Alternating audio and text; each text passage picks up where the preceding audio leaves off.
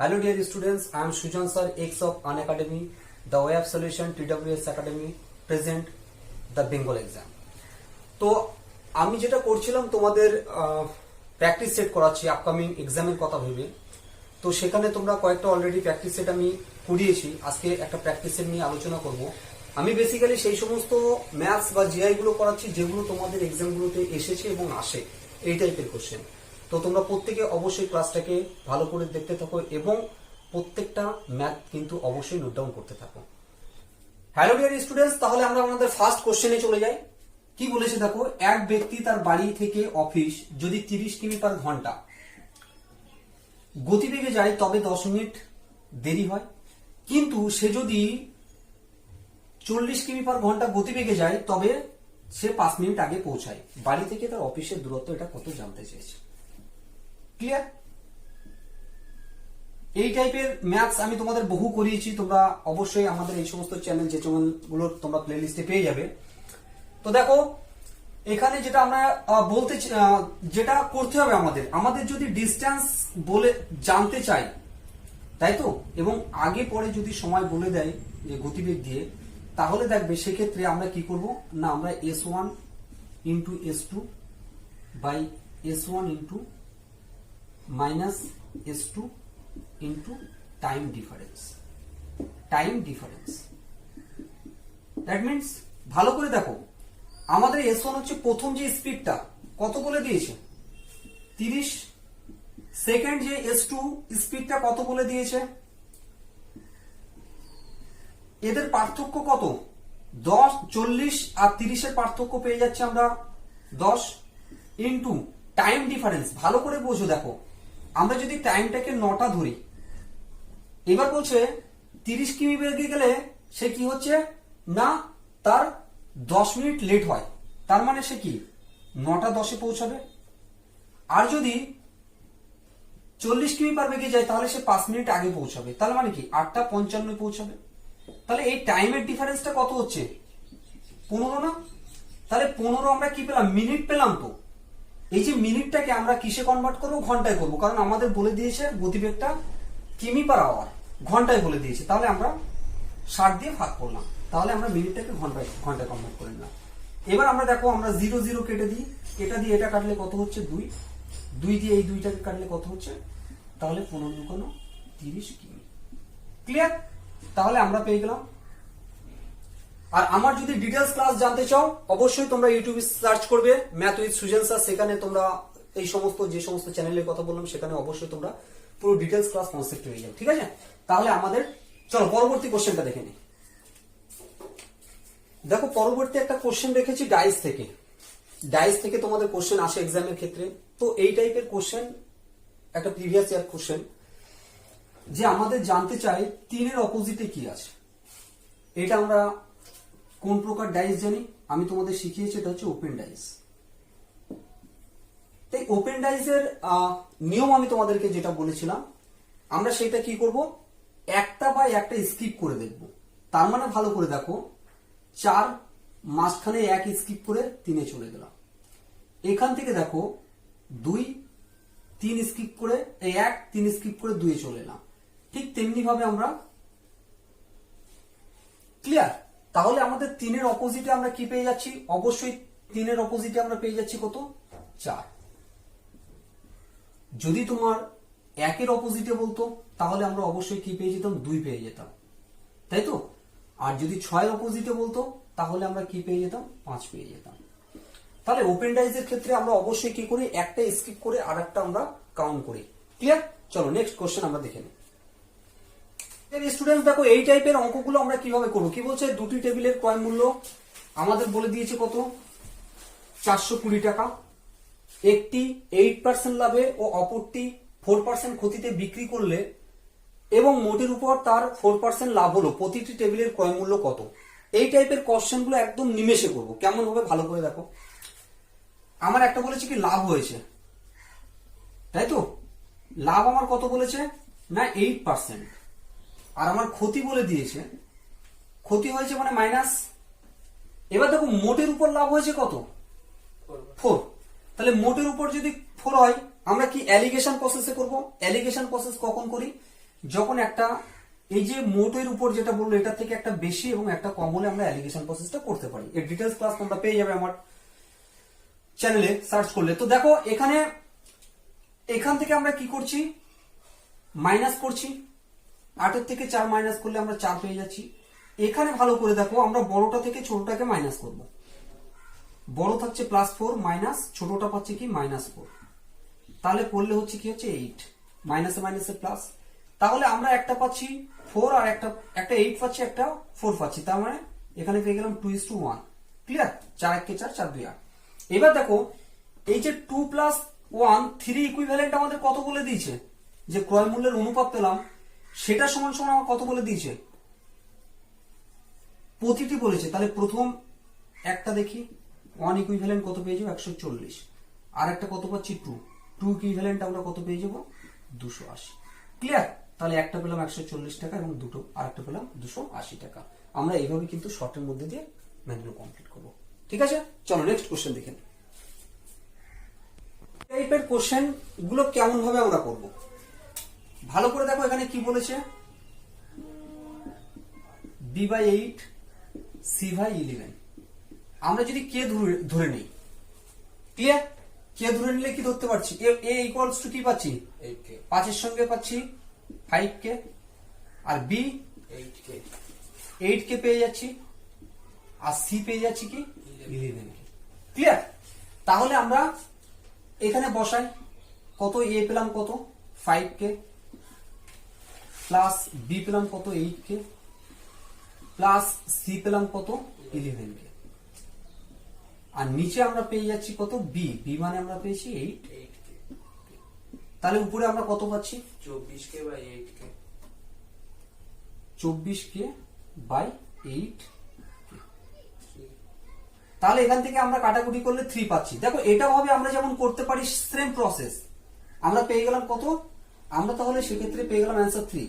তাছাড়া আমরা কি করতে পারি, দেখো a মানে কত, a আমরা কি ধরবো 5, প্লাস b আমরা কত ধরবো 8, প্লাস c আমরা কত ধরবো 11, আর এখানে আমরা কি পাচ্ছি কি 11।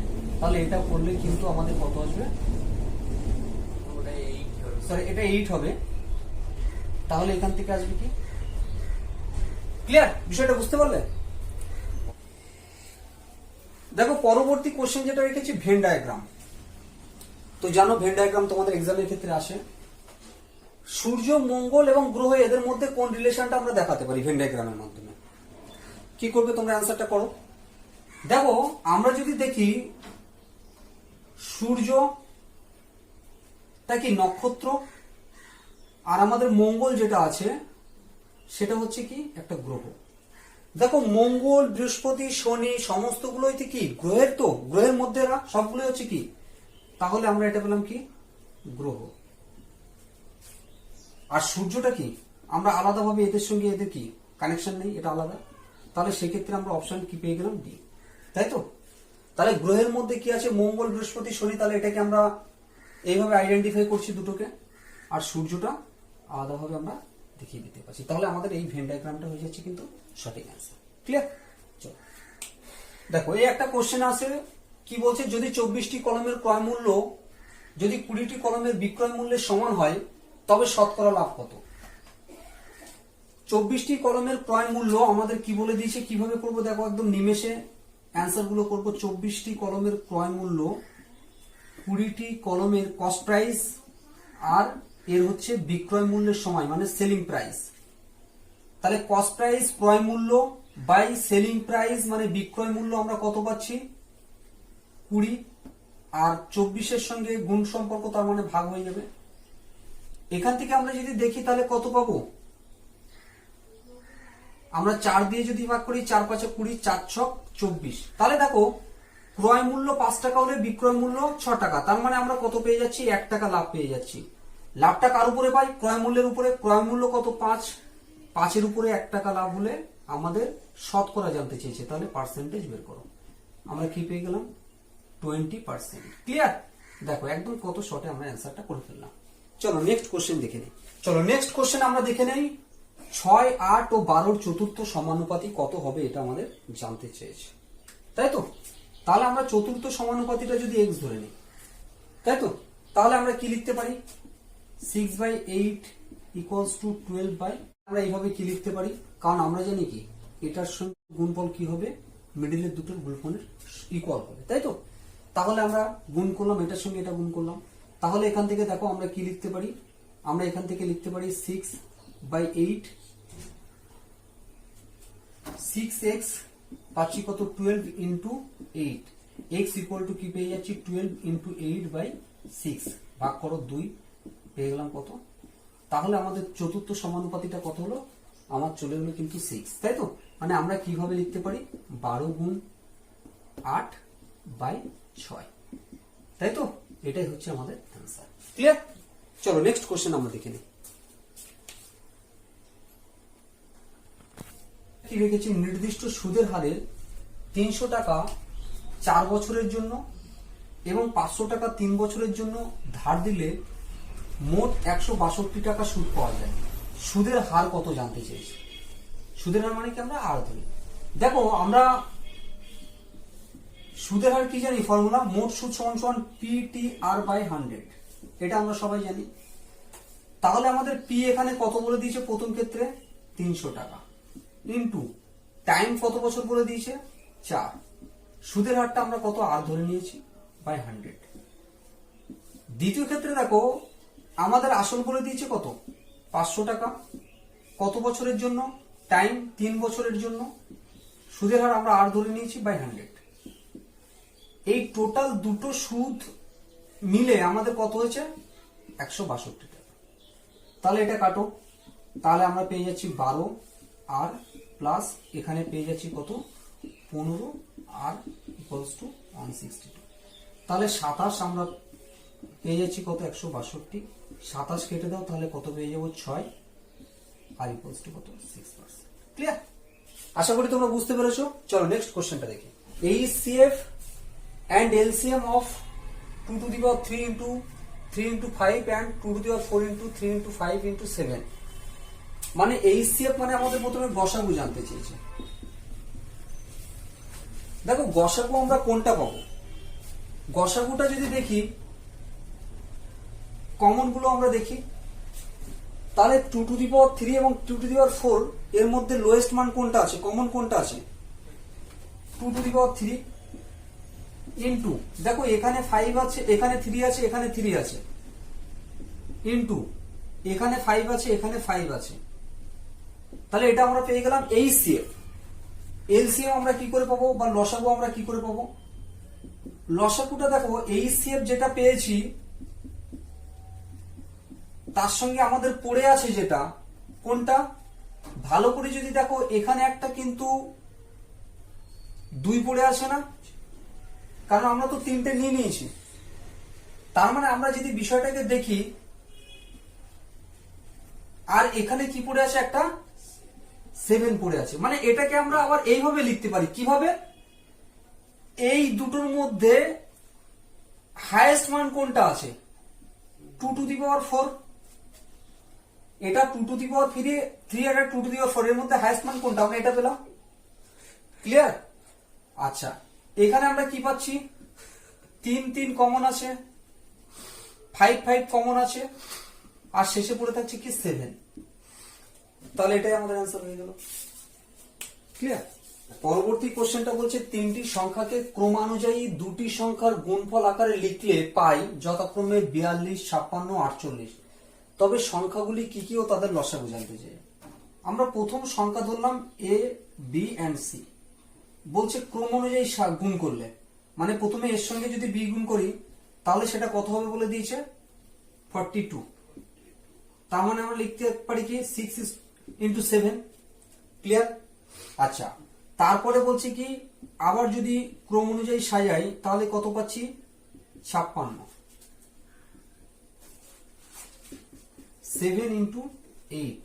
ক্লিয়ার? আবার লাস্ট বলছে কি যদি, তাহলে কত পাচ্ছি আমরা একই রকম ভাবে? 48। তার মানে পেয়ে গেলাম 6 into 8। এবার দেখো আমরা এ কি পাচ্ছি? A B and C।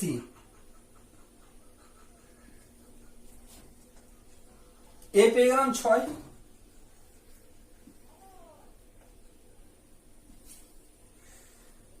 B পেয়ে গেলাম 7 এন্ড সি পেয়ে গেলাম কত 8। তাহলে এদের লসাগু কত হবে? এদের লসাগু করে ফেলো 168, তাই তো? এটাই হচ্ছে আমাদের অ্যান্সার। ক্লিয়ার? তাহলে আমরা কিন্তু এইভাবেই কমপ্লিট করব। পরবর্তী কোশ্চেনটা যদি দেখি, বলছে দুটি সংখ্যার লসাগু ও তাদের গসাগু, দুটি সংখ্যার লসাগু তাদের গসাগুর 45 গুণ। যদি একটি সংখ্যা 125 হয় এবং গসাগু ও লসাগু এর যোগফল যদি 1150 হয়, তবে অন্য সংখ্যাটি কত? দেখো আমরা এখানে লসাগু কি জানি, গসাগু ইন্টু একটি সংখ্যা, তাই তো? তাহলে লসাগু আমরা এখানে কি জানতে পারি, আমাদের এখানে বলে দিয়েছে গসাগু ইন্টু কত বলে দিয়েছে 45 গুণ। তাহলে আমরা এটাকে কি ধরে নিতে পারি, x ধরে নিতে পারি, তাই না? তাহলে আমরা কি বললাম 45। তাহলে আমরা এখানে কি লিখতে পাচ্ছি, এলসিএমটা কি বলেছে, গসাগুর 45 গুণ। গসাগুটা যদি আমরা x ধরি তাহলে 45, তাহলে এলসিএম আমরা পেয়ে গেলাম কত 45x, তাই তো? এটা পেয়ে গেছি। এবার আমাদের বলছে দেখো গসাগু পেলাম আমরা হচ্ছে কত, এই শেপ আমাদের দুটো সংখ্যার গুণফল, মানে কি লসাগু প্লাস গসাগু করতে পারি। তাহলে লসাগু প্লাস গসাগু সমান সমান আমাদের কত বলে দিয়েছে, লসাগু আমরা পেয়েছি 45x আর গসাগু পেয়েছি আমরা x, 46x 1150 কাটো, তাহলে x ইকুয়াল টু আমরা কত পেয়ে গেলাম 25। ক্লিয়ার? তাহলে আমরা x ইনটু পেয়ে গেলাম কি 25। এই যে x যেটা পেলাম সেটা হচ্ছে আমরা কি পেলাম, গসাগু পেলাম, তাই তো? তাহলে আমাদের যদি অপর সংখ্যা জানতে চাই, আমাদের সংখ্যা জানতে চাইলে আমরা কি জানি, আমার সংখ্যা জানতে চাইলে যেটা জানি লসাগু ইনটু গসাগু,